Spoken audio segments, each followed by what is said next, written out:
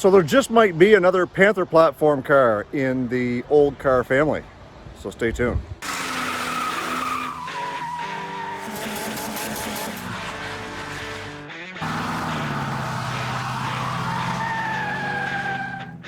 So Junior had a notion that he wanted to sell one of his vehicles, and the plan was to sell the red Veloster and keep the Toyota Matrix as, well, his winter beater. So I think he got up enough nerve to decide he wanted to sell one, but inadvertently sold the wrong car.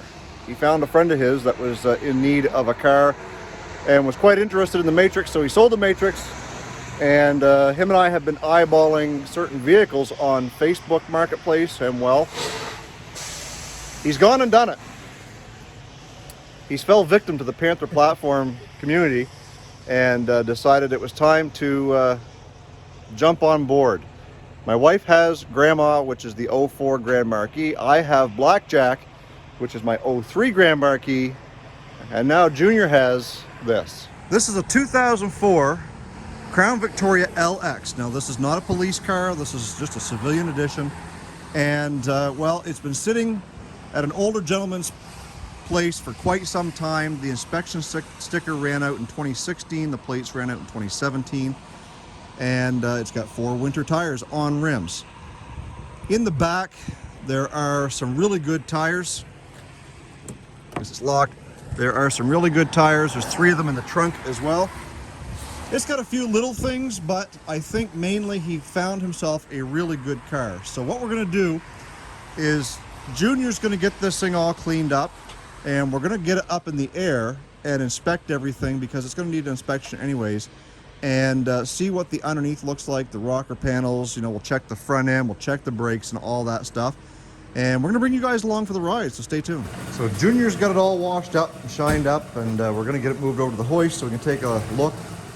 The first thing I noticed is that it's got a little bit of a tick in the manifolds. So it's the same thing as Grandma, had a little bit of a tick common on those 4.6s. And the other thing I noticed is no daytime running lights.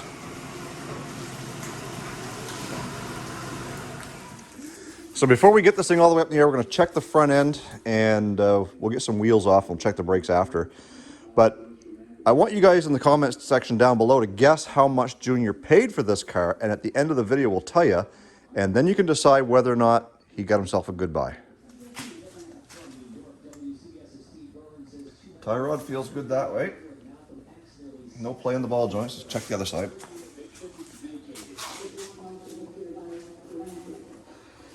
Nope. Everything's good there, so far the suspension in the front and steering seems good. So let's get it up in there, we'll check it out underneath.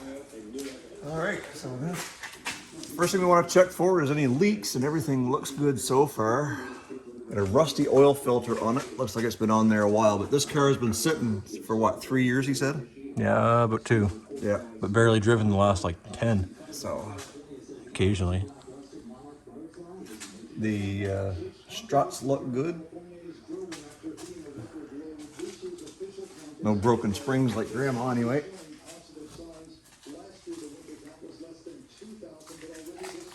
And we come back here and we see it still has all 4 cats on it. That might change at some point. Just a standard Y pipe with a single exhaust on this car, no dual exhaust. Again, we'll have to fix that.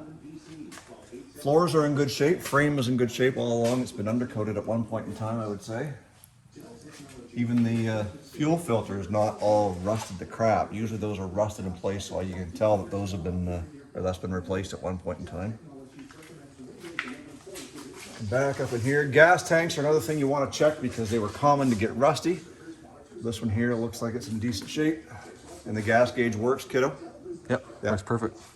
Yeah, so far everything looks good here. We do have, if you look up in here, you can see the bottom of the backing plate is all wet. That's indicative of a oil seal or an axle seal. And Junior says he wants to put track lock in this car, so we'll deal with that when the time comes. We probably won't even replace that one.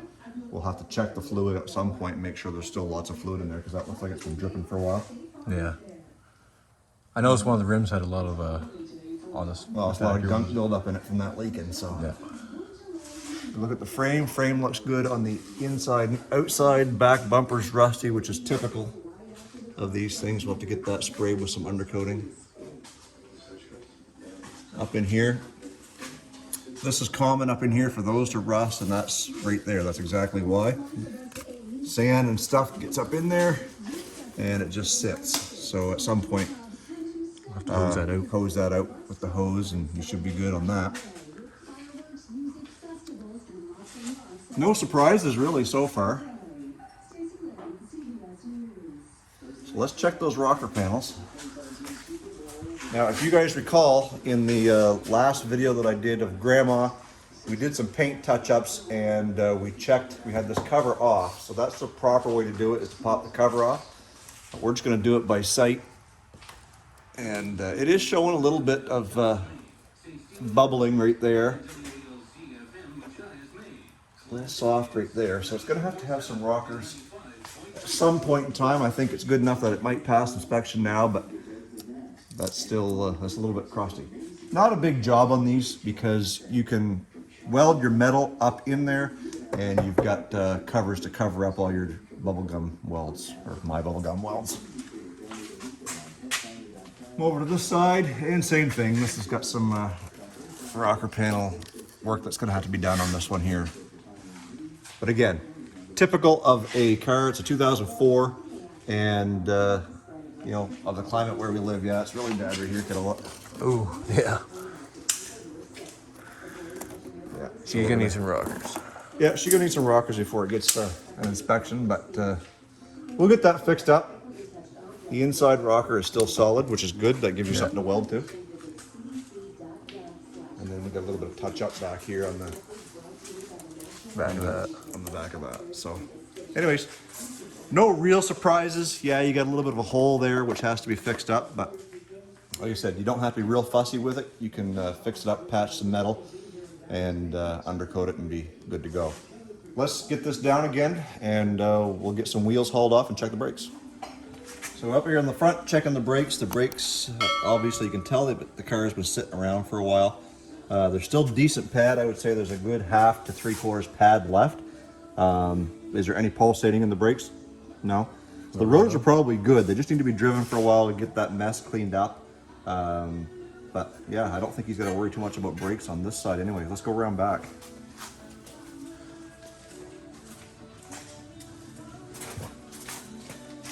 And we come back here, similar story. It's just, it's smooth here on the braking surface, but it's rusty on the outside edge. Those pads look like they're brand new back here. And did he say something about a caliper was sticking somewhere? Front driver's side. Front driver's side caliper. So we may have to do a service on it, which means take the pins out, lube them up, making sure that everything's working properly. And we'll do that all the way around on each wheel anyway, just because the car's been sitting. You want to make sure all that's working good on it. Let's go over to that driver's side front wheel.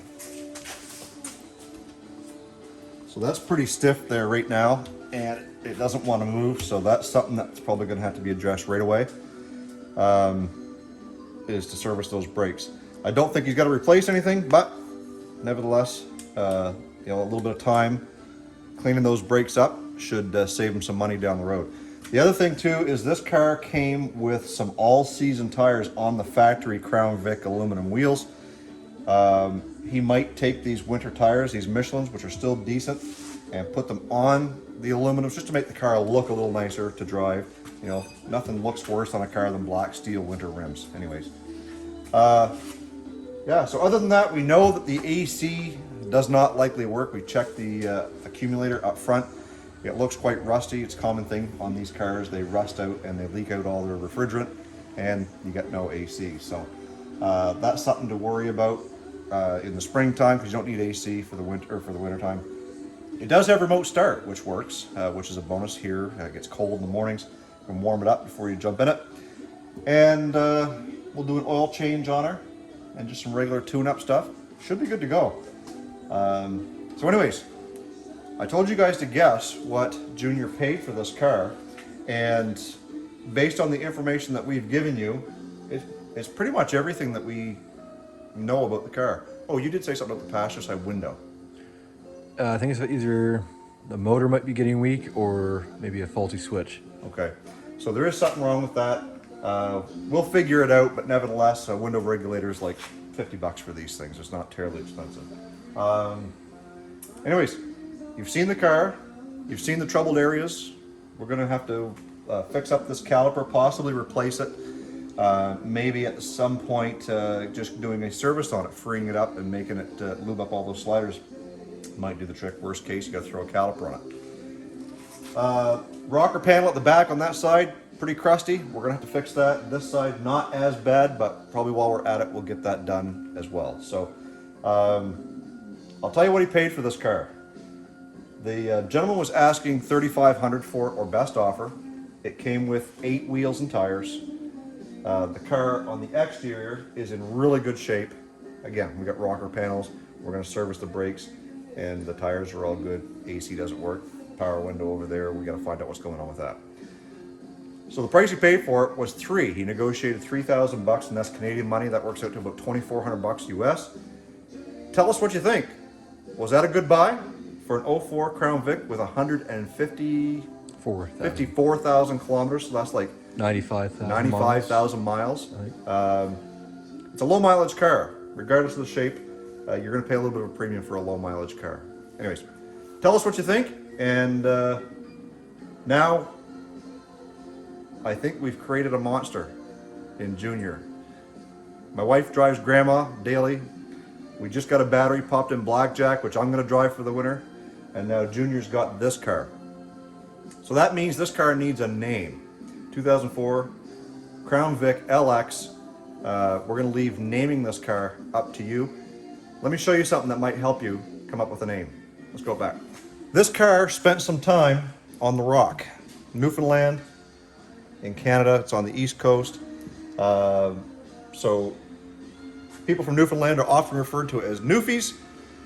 Newfoundland is often referred to as the Rock. So keep that in mind. Maybe we want to tie that into the name of it somehow. Junior is going to accept whatever you guys choose. So leave your comments down below. We'll take that to Instagram for a vote and see what you guys come up with. Well, that's it, guys. We've got one more Panther added to the stable. I hope you guys enjoy it. We're gonna have some more videos coming up on that. We'll be doing a few modifications to it, getting some things fixed up. We'll make sure to bring the camera along with it. Junior is pretty excited to have his very own Panther. Beat the crap out of.